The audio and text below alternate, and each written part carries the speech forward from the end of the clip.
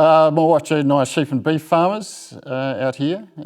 We've been here for 17 years, originally from Canterbury, Southbridge, Dan Carter country. Used to coach Dan when he was a kid, but so we've been down here. We moved south away from sort of an arable cropping background to, I had a love for livestock and wanted to sort of head out on my own doing that side of things.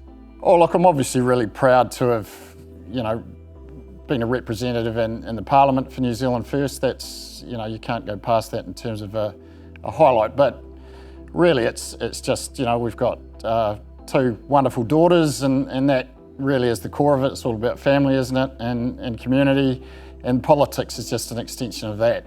Well, I got involved in some meat industry politics probably about a decade ago, which kind of ended up with being one of the farmers that was against the silver fern farms getting bought out by the Chinese state government. And along the way, I came across Winston and New Zealand First, who were the only political party that were interested in that fight. So I started to have a little bit of a look at what they were doing and found I really agreed with a lot of the policy positions, the value proposition that they had, the values, very egalitarian party, and certainly a healthy scepticism for foreign ownership and control of key strategic New Zealand assets, which was important to me.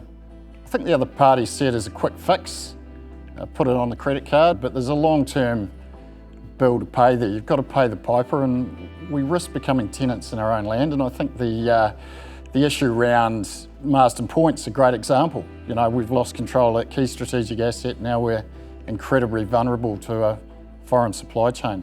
Yeah, so initially it was the foreign ownership thing that started me looking at actually what New Zealand First were doing. I'd always been national and was involved a little bit at low level, branch and electorate level with national, but then I kind of fell out with them over their lack of interest in the whole silver fern farms thing. When I started looking at New Zealand First, I went to the conference and I just loved the people. It was a really good slice of middle New Zealand, a real egalitarian ethos there. On the conservative side, definitely quite patriotic, which I kind of really see myself as well.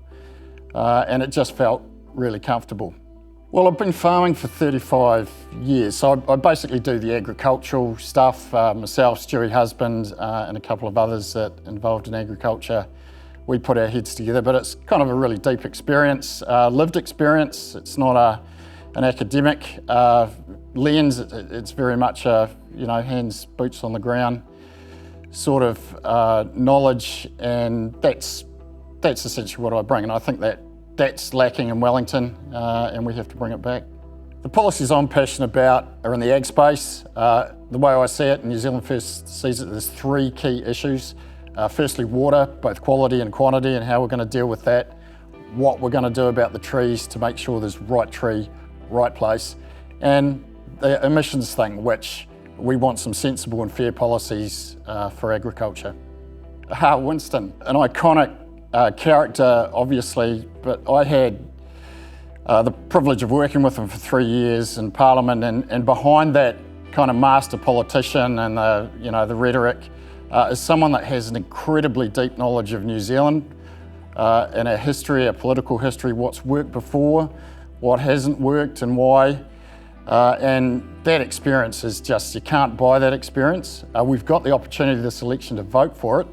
And I hope New Zealanders will see the benefit in that, because we absolutely need it at the moment. Look, we're the grounded middle. We don't do extremes, and that's through our history. We don't do the big end of town, and we're not for the rich, but also we have an eye for the working, the Kiwi battler, but we're not into the woke, fluffy stuff. We're focused on the bread and butter issues as opposed to the virtue signalling. Oh, we're always treated unfairly. I mean, he has a love-hate relationship with the media.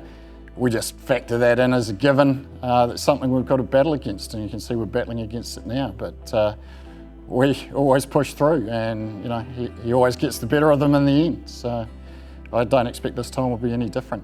Oh, well, obviously it's a massive lifestyle change from being rurally in Lawrence, owner-operator, often a pretty solitary thing, to being in a very public environment. But I think that the challenge is to stay grounded in your community and in your industry and not get captured by the kind of the Wellington bubble, which is a thing, and that's something that I've had a little bit of experience.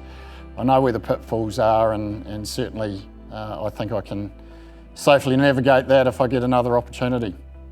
Hello, I'm Mark Patterson. I'm the New Zealand First candidate for Taieri.